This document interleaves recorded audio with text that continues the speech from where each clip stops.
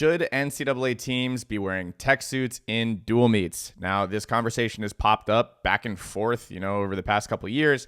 And recently, aka last night, Arizona State head coach Bob Bowman put out this tweet and reignited that conversation. Now, before we get into it, the purpose of this video isn't to say you're right or wrong for thinking one way or the other. It's to continue to push this conversation and just bring to light that this is a conversation that we need to be having. And I don't think the basis of this debate is about tech suits. I think it's about how do we make dual meets more exciting in the NCAA? How do we make swimming as a live event or a live event being watched on the internet more palatable for diehard fans, casual fans, etc., and help build this sport and make it a revenue generating sport? So before we get into it, I want to continue this conversation by allowing you to go down to the comment section and tell me whether or not we should or should not be wearing tech suits in dual meets.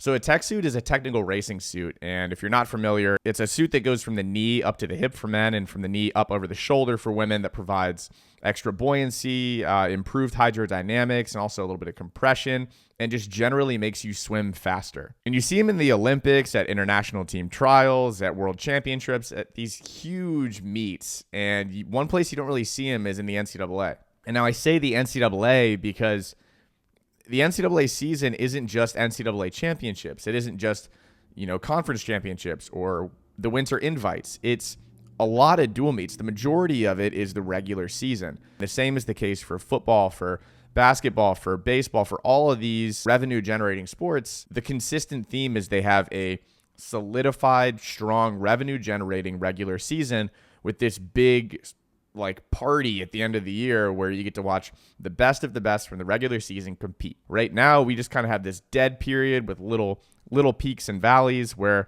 we have people swim really fast, try really hard, and then we go back to racing in training suits. Now, one point that I want to bring up is when you decide to race in training suits and not in a technical racing suit or a tech suit, the message that you're sending to the viewer is, I don't care enough about this, or this doesn't matter enough to my team, NCAA as a whole, for me to perform at my absolute best. Because when you put on that tech suit, you're telling yourself, I'm giving this my all to some extent. Maybe you don't taper, maybe you don't shave, but what you're doing is telling the viewer, I'm about to ball out. I'm going to get in this pool and I'm going to give it my all because I want you to watch. I want you to have a good time watching because we're in the entertainment industry. You have to realize that dual meets, if we want them to be palatable and sold online or in person, we have to create a better product. It's a product that we're selling to fans. And if you buy a car, you test drive a car, maybe test driving is coming to a dual meet, you watch one, I don't want to buy season tickets yet. You come in, you watch, you enjoy everything, and then whether or not we did a good enough job to have you come back is on us. And I think we need to be doing everything that we can in our power to be creating a better product. And in my opinion, adding tech suits to that situation, if we can, and I think we need to put pressure on these tech suit providers to lean more into our sports and help us create a palatable and revenue generating environment within the NCAA by saying, we're going to suit up as much as we can. If you want to keep up, figure out how to keep up. And, maybe that is a very linear kind of like blinders on point of view. But if we want to make this sport interesting and exciting, the first people that we need to keep in mind are swimmers that are just now graduating. Not family, not friends, not the people that are going to watch even if I'm swimming a 400 IM in jeans.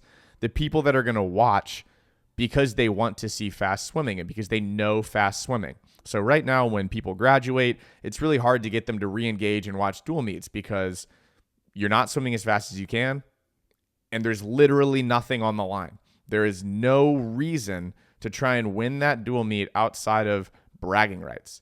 And I'm sorry, I don't want to watch an event that's just for bragging rights. I want something to be on the line. I want a winner, I want a loser, and we have that. And that's one of the arguments is that, you don't need a tech suit to have a clear winner or a loser, and that's why swimming is more palatable. But for the former fan, which is who I think we need to try to rope back into this equation, they know that being in a training suit makes you swim slower and kind of makes you go back into this mentality where we're like, we're saving up for the end of the year, for our big chance, for our big moment. And I could go on and on and on about how this is the wrong way to do things, and how, having multiple times throughout the year to go chase your goal is important and probably good for the mental health of athletes. When you think about it right now, it's terrible for your mental health to be going 4 years of training, throw on a suit and just try and make a team. And if you make it, you're going to potentially be financially sound in the sport, financial opportunities left and right. If you get third, you're broke, and that's obviously a joke, but or to an extent. But we do build our sport up to be this really big high and a huge lull, and then a really big high and then a huge lull.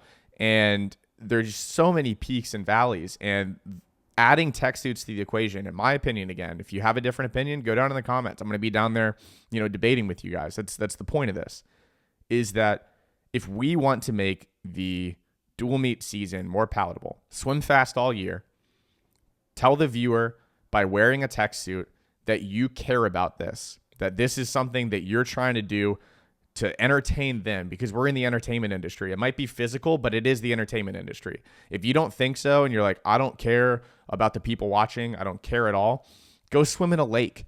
Go put a flag here and a flag 50 meters down and time yourself, race back and forth. If you just want to do this for self-improvement, then do that. But you're in the entertainment industry, and we need to start to understand that. So rant over. The opposite side of the coin, I think one of the arguments is financial. And I understand that this is a huge financial burden to an extent for teams to bear. And I don't think this is something that every team in the NCAA needs to do right now. But I do think it could be the responsibility of some of the Power 5 conferences to start wearing these suits and put pressure on other people in Speedo, and tier, and have them watch and go, wow, we're getting a lot of exposure from these guys wearing our suits all year long, as opposed to just at NCAAs or at the Olympics. Let's hook them up with more suits. Let's give them, imagine if we had custom suits, custom dual meet suits from Mizuno or Arena, but we don't give them a reason to do that right now because there's no views on dual meets. So, just imagine, like, I'm an Arizona State guy, Forkham Devils, let's go. Imagine an Arizona State Mizuno or Arena, or I don't really actually know who we're sponsored by, suit that's just custom with like Sparky on the side with like a pitchfork and like flames on it. That's sick. And now you have your social media team taking pictures of that. All right, I'm rambling, but I just think, that'd be pretty sick. So in 10 years, if you can come back to this video when we have that sick Sparky custom suit, I caused it. But I think there's a trickle-down effect where we get more views and more money into the Power 5, and it trickles down into other schools. And then all of a sudden, Speedo sees value in giving more suits to more schools and saying, don't pay us back, just wear them in these meets. You only wear these, wear them in these meets, wear them in these meets, whatever. And the financial side of things is that, we can't afford, because we're not a revenue generating sport, to buy all these tech suits. And some of the opinions are, hand your suits down over, the last year, or, bring your suits back from conference next year and wear them throughout the season. I think that's fine. To the viewer, you're looking at it and you're seeing, all right, cool, they're wearing a tech suit, they care. From your perspective, if you're wearing an old suit, just click into the mentality of, you know what, I'm wearing an old suit, whatever. I have a chance to go fast. If I don't go fast, whatever. Who cares? End of the season, I'm going to have a fresh one. So you still have both mentalities at play.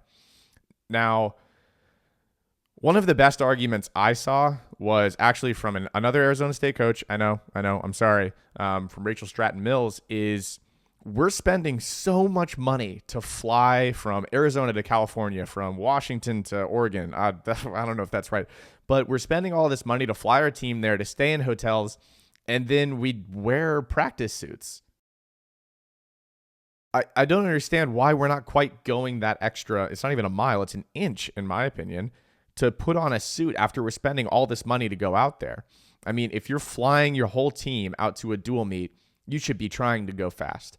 You should throw on those suits and say, hey, we spent all this money. We're going to spend extra money, and we're going to put on a show, because at the end of the day, you're putting on a show. So I don't know. I rambled a lot. If you listened all the way through, thank you for listening. Even if you disagree with my opinion and you want to comment in the comment section and tell me I'm an idiot, I don't care. Once again, the point of me making these videos and the point of me spending this money on microphones, even though I don't really expect a return on it, is because I do really care about NCAA swimming, professional swimming, the monetary side of the sport that hasn't yet been figured out. And I think one of the things over time that's going to lead to that is these conversations being had consistently and on a bigger scale. Because now a casual fan or someone that's kind of interested in swimming but doesn't really understand it can watch this video and read the comments and say, "Whoa, that's interesting. I didn't know that. And now I'm going to start looking for that." It's the little inside baseball, and hopefully we can call it inside swimming terminology and stuff like that, that a casual fan can come watch and then digest and then spill that information over to somebody else. In my opinion, the way that we get this sport to grow, and this is kind of a random tangent in this video, but if you're looking for that, then here you go, is we figure out how to keep former swimmers engaged. We figure out how to help those former swimmers have the knowledge and the excitement happening in the sport to be able to tell that story to one of their friends that isn't quite a fan yet, and then build more fans that way. I think one of the healthiest things you can have in a sport is a rift between casual fans and dedicated fans, diehard fans. I think it is an awesome thing to see when you see a dedicated diehard fan calling somebody a casual. You're like, "You're a casual fan. You don't understand it." Because you have your knowledge. You've worked hard to be, an expert in this sport. And then you can go, "You're a casual fan." And then that casual fan goes, "What? What did you say?" And then they try to learn more about it. Last thing, go down to the comments. Like the video if you would. If you made it this far, you might as well like it. Subscribe if you want more content, but I'm going to get down to the comments section after I upload this and talk to you guys. Thanks for listening. See you next time.